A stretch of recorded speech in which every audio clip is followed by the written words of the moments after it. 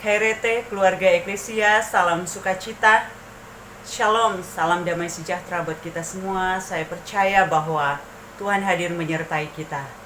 Selamat memperingati hari kenaikan Yesus Kristus ke surga pada hari ini. Dan kita akan siapkan hati kita untuk mendengarkan firman Tuhan. Mari kita berdoa terlebih dahulu. Bapa, di dalam nama Tuhan Yesus, kami datang kepadamu, kami bersyukur hari ini.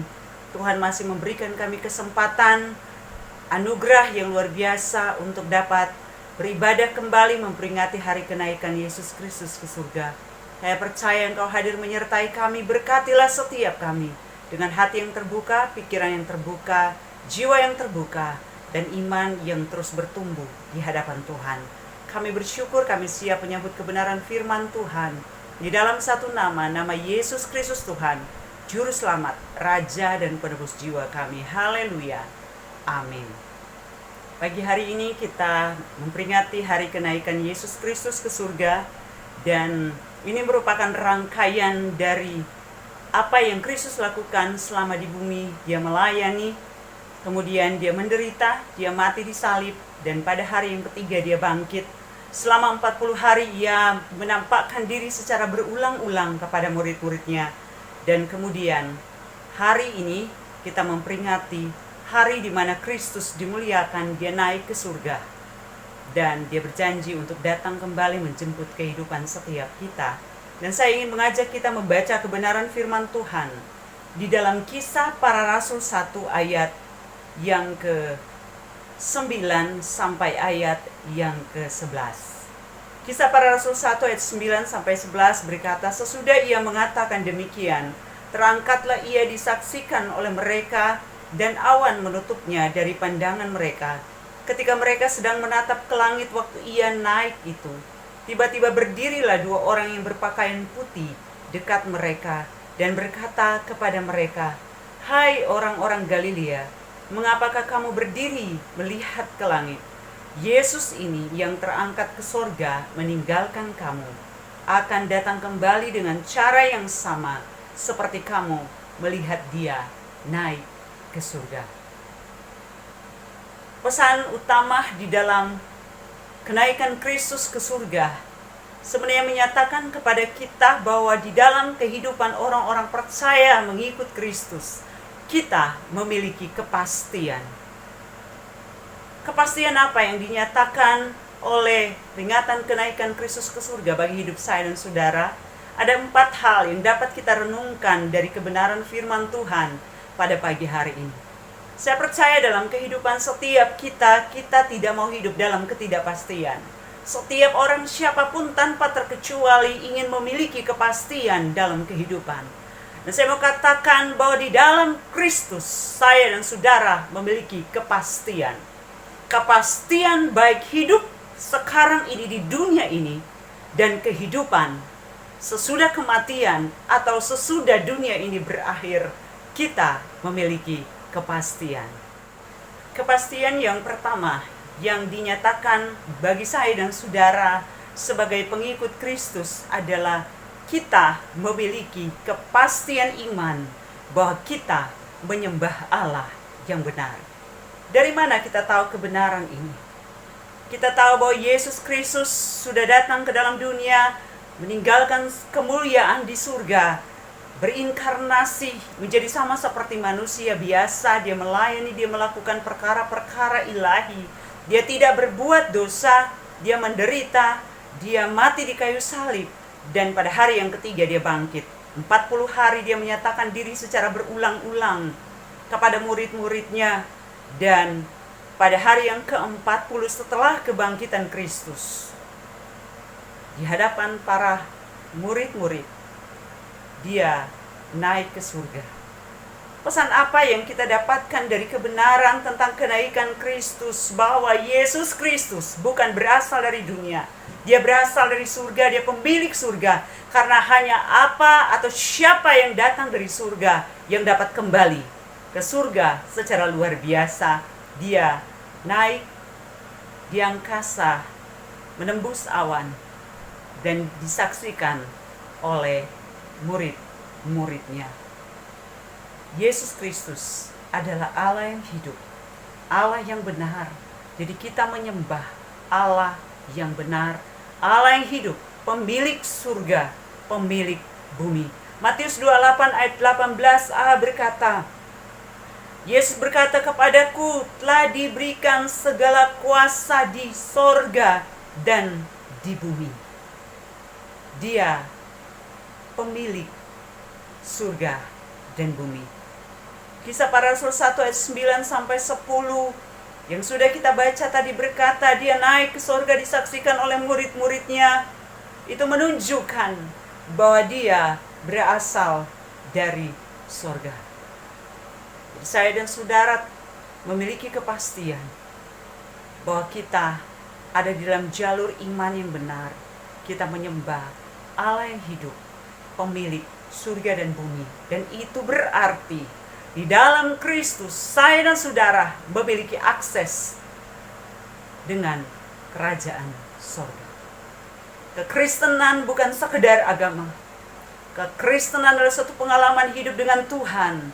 Tuhan yang hidup, Tuhan yang mati dan bangkit dan naik ke surga, dan sekarang ada di tahtanya di sorga memerintah, dan dia akan datang kembali untuk menjemput kehidupan setiap kita, orang-orang yang percaya. Karena itu di dalam Kristus kita tidak perlu meragukan iman kita. Asalkan kita pastikan bahwa hidup kita tinggal di dalam Dia dan Dia di dalam kita. Kita punya akses dengan surga melalui Yesus Kristus, Tuhan kita. Sehingga kita dapat memanggil Allah, Ya Abah, Ya Bapa.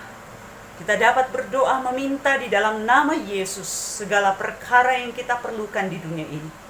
Dan sorga mendengar dan menjawabnya. Karena akses dengan sorga telah terbuka melalui Yesus Kristus, Imam Besar Agung kita. Kenaikan Kristus memberikan kita kepastian yang pertama, kepastian iman bahwa kita menyembah Allah yang benar dan kita punya akses dengan kerajaan surga.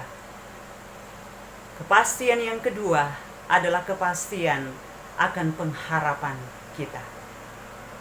Di dalam dunia kita memiliki pengharapan. Pengharapan itulah yang membuat kita kuat. Ada banyak yang kita harapkan di dalam dunia ini. Tetapi semua pengharapan di dunia adalah pengharapan yang semu, yang tidak memberikan kita kepastian. Pengharapan kepada harta, kepada kekayaan, kepada manusia yang bisa diandalkan satu saat bisa mengecewakan kita karena tidak ada yang pasti dalam dunia ini. Semua bisa berubah setiap saat. Tetapi satu yang tidak pernah berubah, yaitu Allah sendiri. Dan setiap orang yang menaruh pengharapan kepada Kristus Yesus, firman Tuhan katakan pengharapan mereka adalah pengharapan yang tidak mengecewakan. Kristus naik ke surga. Dia memberikan kepastian pengharapan bagi hidup saya dan saudara. Pengharapan apa yang dipastikan bagi kita? Yang pertama di dalam Yohanes 14 ayat 2 sampai ayat yang ketiga, firman Tuhan katakan, di rumah Bapa-Ku banyak tempat tinggal. Jika tidak demikian, tentu Aku mengatakannya kepadamu, sebab Aku pergi ke situ untuk menyediakan tempat bagimu. Dan apabila Aku telah pergi ke situ dan telah menyediakan tempat bagimu, Aku akan datang kembali dan membawa kamu ke tempatku, supaya di tempat di mana Aku berada, kamu pun berada. Yesus naik ke surga untuk menyediakan tempat bagi saya dan saudara. Ada rumah di surga. Di dalam dunia ini, kita berusaha, kita berjuang, dan setiap kita membutuhkan tempat berteduh. Tetapi hidup di dunia ini adalah hidup yang sementara. Satu saat setiap kita akan meninggal dunia. Entah, kita tidak tahu berapa usia kita di dunia ini. Tetapi satu hal, di dalam kekekalan, bukan setiap orang yang memiliki rumah yang luar biasa di dunia memiliki rumah di dalam kekekalan. Tetapi kita bersyukur di dalam Kristus, setiap orang yang percaya kepadanya, saya dan saudara punya tempat di dalam surga. Setelah kita dipanggil Tuhan meninggalkan dunia ini, setelah Yesus datang kembali untuk menjemput kita semua, kita akan berada bersama-sama dengan Dia di tempat di mana Tuhan berada. Ada satu lagu lama yang berkata seperti ini. Saya suka itu lagu yang sering dinyanyikan oleh anak-anak sekolah minggu pada masa dulu. Adalah rumahku ada di dalam surga, di tempat suci dan mulia. Kalau hatiku sedih dan susah, ku ingat rumahku di surga. Pengharapan bahwa kita punya rumah di surga. Pengharapan membuat kita kuat dalam perjalanan iman. Ada banyak orang bisa hidup, tetapi kalau tanpa pengharapan, kehidupan di dunia hanyalah seperti zombie-zombie. Ada secara tubuh, bernafas secara fisik, tetapi orang tanpa pengharapan adalah seperti mayat-mayat hidup. Tetapi kita bersyukur sebagai anak-anak Tuhan yang percaya di dalam Kristus, kita memiliki kepastian pengharapan. Kita berjuang di dalam dunia ini karena kita tahu apa yang kita lakukan di dunia ini adalah investasi kita yang bernilai kekal di kerajaan Allah. Kita sedang menyiapkan tempat kita untuk kita pergi pada satu saat nanti berdiam bersama-sama dengan Kristus di dalam tempat tinggal abadi dalam kemuliaannya yang kekal. Pengharapan akan kehidupan yang kekal, tinggal bersama-sama dengan Kristus di surga nanti. Tetapi pengharapan yang kedua adalah pengharapan bahwa satu kali kelak Kristus akan datang kembali dalam kemuliaan di awan-awan untuk menjemput kita. Ada banyak orang yang pergi dan tidak pernah kembali kepada kita. Ada banyak orang yang berdusta, katanya akan datang kembali dan menjemput, tetapi kenyataan tidak. Tetapi Kristus pergi naik ke surga, dan Dia berjanji Dia akan jemput kita kembali dengan cara yang sama. Bagaimana Dia naik di awan-awan, maka Dia akan datang di awan-awan satu kali kelak untuk menjemput saya dan saudara yang percaya dan mengasihi Dia. Firman Tuhan katakan di dalam Kisah Para Rasul 1 ayat yang ke-11 bahwa sebagaimana Dia naik ke surga, demikian caranya Dia akan datang kembali.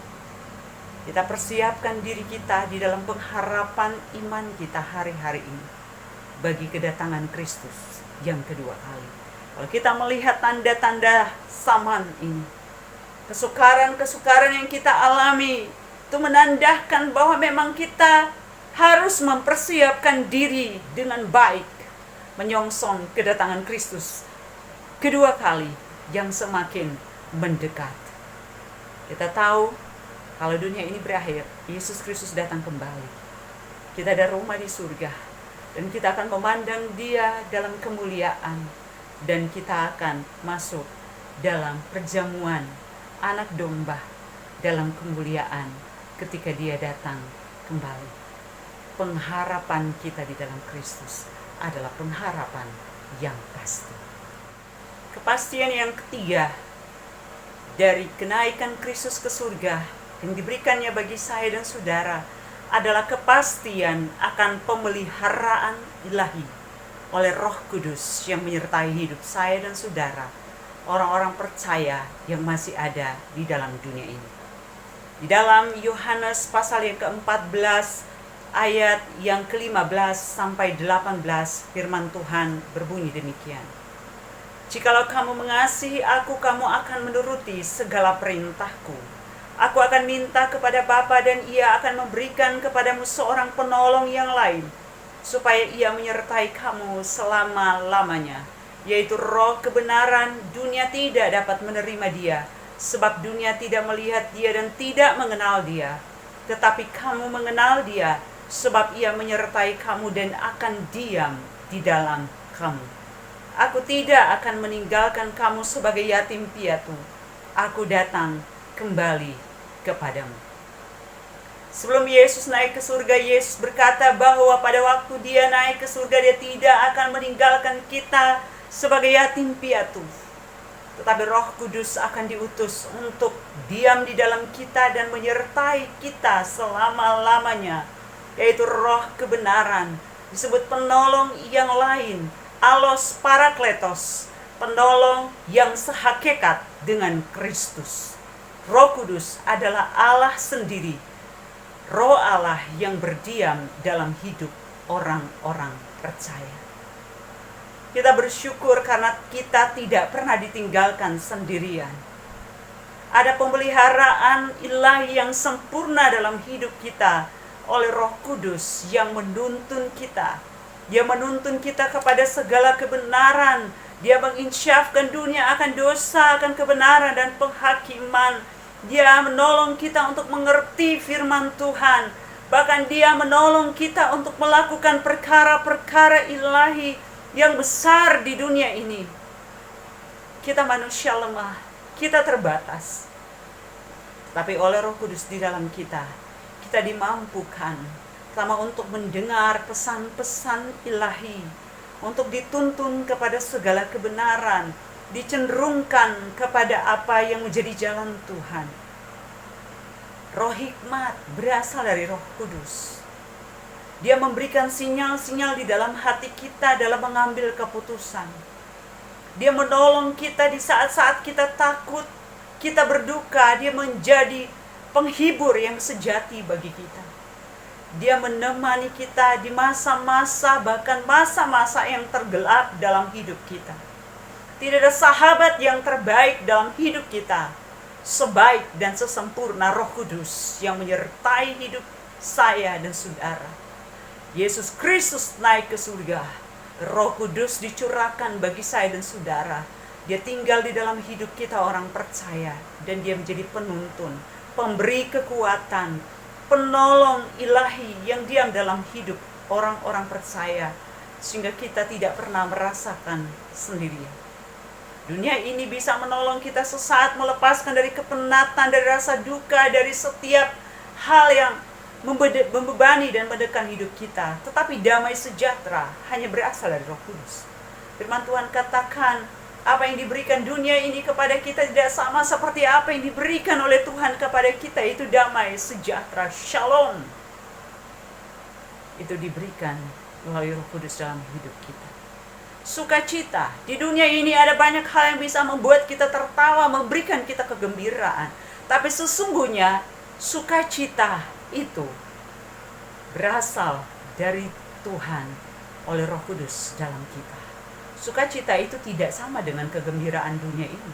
Sukacita itu berasal dari dalam oleh Roh Kudus dalam hidup saya dan saudara. Kalau kita katakan kairete, bersukacitalah.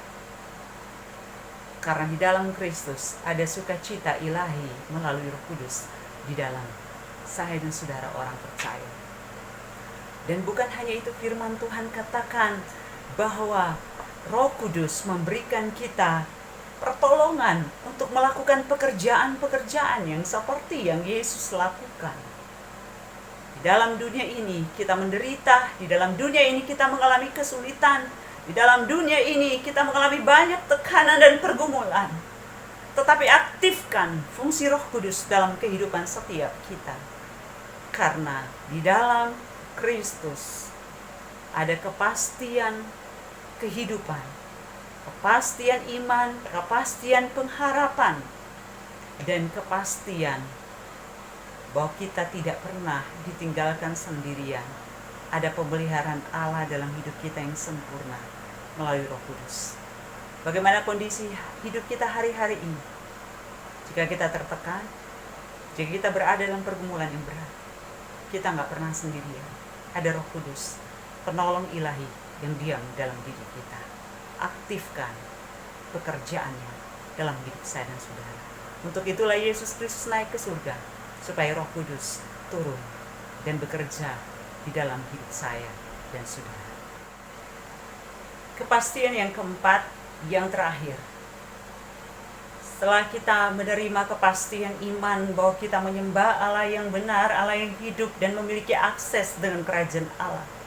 Kita memiliki kepastian pengharapan bahwa kita punya tempat di sorga dan Dia pasti akan datang untuk menjemput kita kembali.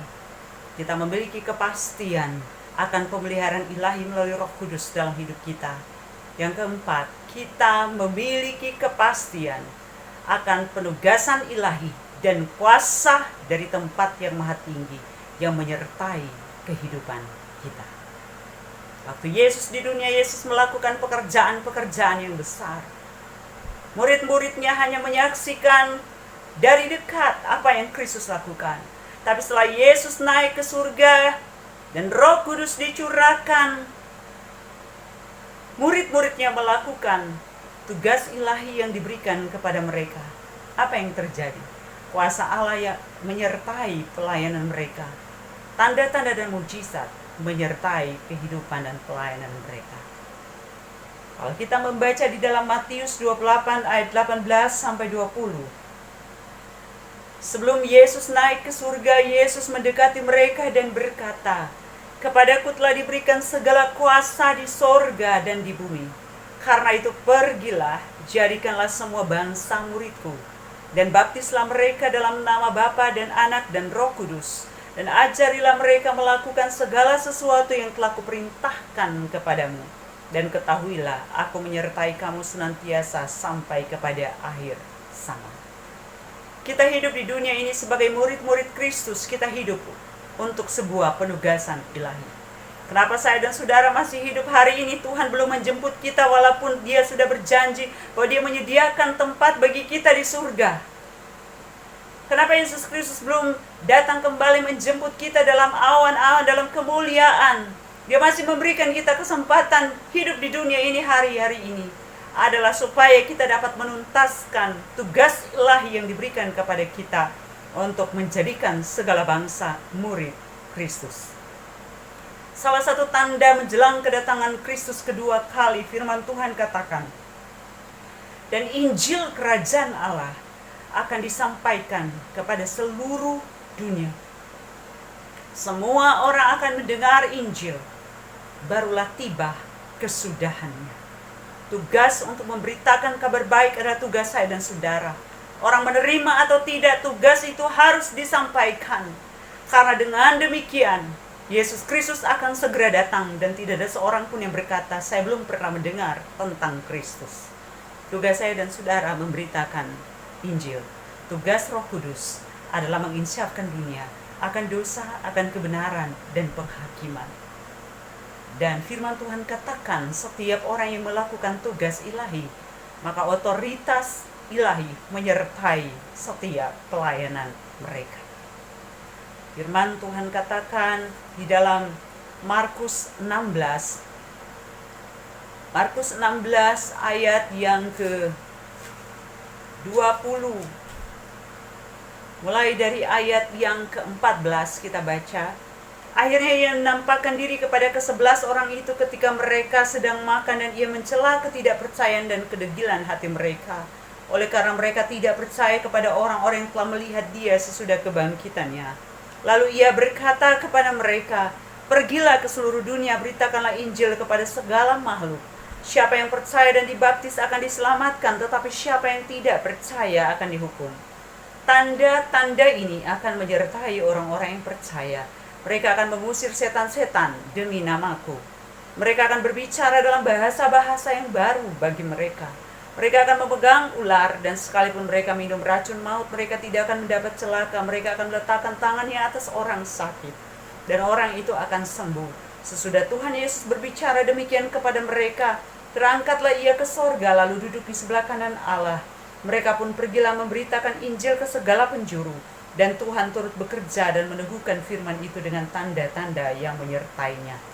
Ayat firman Tuhan ini ada dalam konteks penginjilan. Jadi ini tidak dapat ditafsirkan sembarangan. Tetapi ketika kita berada dalam kondisi-kondisi tertentu yang di luar kemampuan manusia, dalam tugas pelayanan, dalam tugas pemberitaan Injil, maka firman Tuhan katakan, Tuhan menyertai dan meneguhkan setiap berita Injil itu dengan tanda dan mujizat yang menyertainya. Saudara yang dikasihi Tuhan, kita bersyukur kepada Tuhan. Kita memiliki kepastian di dalam Kristus bahwa Dia memberikan kita tugas ilahi. Siapakah kita? Kita manusia yang berdosa, kita manusia yang terbatas. Tapi Tuhan mau pakai kita menjadi mitra kerja Allah di tengah dunia ini. Bukan hanya itu, Dia memberikan kita otoritas. Dia tidak meninggalkan kita sendirian. Kemampuan kita terbatas, kita manusia yang lemah tidak dapat melakukan perkara-perkara ilahi. Tetapi dalam anugerahnya, di dalam konteks pelayanan, dia meneguhkan apa yang kita lakukan dengan tanda-tanda dan mujizat Allah yang menyertainya. Kalau kita mau lihat perkara-perkara besar, lakukanlah tugas kita. Kerap kali dalam hidup kita ada banyak doa-doa yang belum terjawab. Tetapi pada saat kita melakukan tugas kita, Allah bekerja dengan luar biasa. Karena di dalam hidup ini, selalu ingat, sisi yang berdampingan adalah penugasan ilahi dan otoritas ilahi yang menyertai penugasan itu. Kalau kita mau lihat perkara-perkara besar dari Allah terjadi dalam hidup kita, lakukan panggilan hidup kita. Tuhan meneguhkan dan menolong kita secara luar biasa. Bapak Ibu Saudara yang dikasihi oleh Tuhan Yesus Kristus, hari-hari ini kita ada di dalam kondisi-kondisi kehidupan yang sulit. Tetapi kita tahu bahwa di dalam Kristus ada kepastian. Kepastian iman, kita setiap saat dapat terhubung dengan surga. Dan saudara tahu bahwa surga tidak pernah kekurangan sesuatu yang baik bagi hidup saya dan saudara. Kalau kita punya akses dengan surga, Dia imam besar kita yang ada di atas sana. Firman Tuhan katakan, Yesus Kristus adalah imam besar kita. Dia yang telah merasakan setiap penderitaan kelemahan kita. Dia tahu bagaimana berdoa bagi kita. Kita tidak mendoakan guru agung kita, Yesus Kristus, tapi dia berdoa buat saya dan saudara untuk diteguhkan dalam kehidupan iman kita. Kita memiliki kepastian pengharapan. Tuhan gak mengecewakan kita, orang-orang yang berharap kepada Tuhan. Percayalah itu. Kita memiliki kepastian akan pemeliharaan ilahi oleh Roh Kudus di dalam hidup saya dan saudara. Kita lemah, kita gak berdaya. Kita sedih, kita tertekan. Tapi kita punya sahabat terbaik, yaitu Roh Kudus yang menyertai dan menolong hidup kita. Dan kita memiliki kepastian akan tugas ilahi telah diberikan bagi saya dan saudara. Orang-orang biasa, orang-orang yang lemah, Tuhan mau pakai hidup kita menjadi alat dalam tangannya. Dan bukan hanya itu, ketika kita memberi diri kita untuk dipakai oleh Tuhan, maka kuasa Tuhan menyertai hidup kita. Saya mau katakan, kuasa Tuhan tidak hanya menyertai orang-orang yang besar yang kita anggap terhormat, pendeta-pendeta yang luar biasa menurut kita. Tapi kuasa Tuhan memenuhi setiap orang yang percaya, yang menyerahkan hidup kepada Tuhan dan yang mau melakukan tugas ilahi. Setiap kita, Tuhan mau pakai hidup kita, tentu dalam kapasitas kita dan karunia kita masing-masing. Atau hari-hari ini jangan berfokus kepada masalah-masalah hidup kita, tapi fokuskanlah diri kita kepada panggilan Tuhan buat hidup saya dan saudara. Lakukan tugas kita, dan Allah akan meneguhkan semuanya. Dia pemilik surga dan bumi. Dia menjamin kehidupan saya dan saudara. Buka hati kita dan datanglah kepada Tuhan pada pagi hari ini. Setiap beban, setiap kelemahan, setiap pergumulan, setiap tekanan, bawalah itu kepada Tuhan. Dia imam besar kita yang duduk di surga, yang berdoa bagi saya dan saudara. Mari kita berdoa pada pagi hari ini, meresponi firman Tuhan. Bapa, di dalam nama Tuhan Yesus, terima kasih untuk pagi hari ini, untuk firman-Mu yang Kau sampaikan bagi kami dalam peringatan hari kenaikan Kristus. Pagi hari ini kami berdoa, biarlah Tuhan menjamah setiap kami. Kami yang sakit disembuhkan, kami yang lemah dikuatkan, kami yang bimbang diteguhkan, kami yang tertekan mengalami damai sejahtera, kelepasan, kelegaan, dan kemenangan. Kami menyerahkan hidup kami kepada Tuhan. Kami tahu Engkau naik ke surga. Engkau memberikan jaminan dan kepastian bagi hidup setiap kami. Kami menyerahkan tubuh jiwa roh kami, setiap anak-anak-Mu, keluarga-keluarga kami, pekerjaan dan bisnis kami, talenta-talenta kami, waktu-waktu hidup kami sepenuhnya kepada Tuhan. Pegang tangan kehidupan setiap kami umat-Mu, supaya kami dapat berjalan di dalam Tuhan dan diteguhkan dalam pengharapan kami. Berkatilah setiap kami yang sudah mendengarkan firman Tuhan pada pagi hari ini. Teguhkanlah firman-Mu dalam hidup setiap kami. Meteraikan menjadi firman yang berkuasa dalam hidup setiap kami, dalam pengalaman hidup setiap kami. Kami bersyukur dalam nama di atas segala nama, Yesus Kristus Tuhan. Haleluya. Amin. Keluarga Eklesia yang dikasihi Tuhan, mari kita datang kepada Tuhan pada pagi hari ini, menyerahkan seluruh hidup kita kepada Tuhan. Dan kita akan menutup ibadah kita dan menerima berkat yang datang daripada Tuhan. Sekali lagi kami hampiri tahta-Mu yang kudus dengan menyerahkan kehidupan kami dalam tuntunan Tuhan. Kau melihat setiap keberadaan kami umat-Mu. Tuhan, kami berdoa jika ada yang sakit, Tuhan jamah dan sembuhkan. Yang bergumul dalam kehidupan ekonomi, pekerjaan, dan usaha hidup sehari-hari. Kami bawa kehidupan kami kepada Tuhan. Kami tahu Tuhan tidak pernah tinggalkan kami. Dan kami menyerahkan kehidupan kami di sepanjang hari-hari di depan kami dan minggu-minggu di depan kami ke dalam tangan tuntunan Tuhan. Dan kami mengarahkan pandangan kami kepada Kristus yang telah tersalib bagi jiwa kami. Daripada-Mu datang kekuatan, hikmat, datang pertolongan kami yang sempurna. Saudara yang dikasihi Tuhan, mari angkat tangan kita dan terimalah berkat yang mengalir dari tahta Allah berdasarkan janji firman Tuhan bagi kita pada pagi hari ini. Tuhan memberkati engkau dan melindungi engkau. Tuhan menyinari engkau dengan wajah-Nya dan memberikan engkau kasih karunia-Nya. Tuhan menghadapkan wajah-Nya kepadamu dan memberikan engkau damai sejahtera-Nya, sehingga engkau akan berjalan semakin hari semakin kuat, masuk dari satu kemuliaan kepada kemuliaan yang semakin besar, dan hidup dalam jati dirimu sebagai orang-orang yang lebih dari pemenang oleh Kristus yang mengasihi engkau, sampai hari parousia, hari di mana Kristus Yesus datang kembali menjemput kita. Dan kita semua yang percaya akan berkata, Maranatha, datanglah segera Tuhan Yesus. Terimalah berkat ini di dalam nama Bapa dan Anak dan Roh Kudus. Haleluya. Amin. Tuhan memberkati kita semua. Salam impact.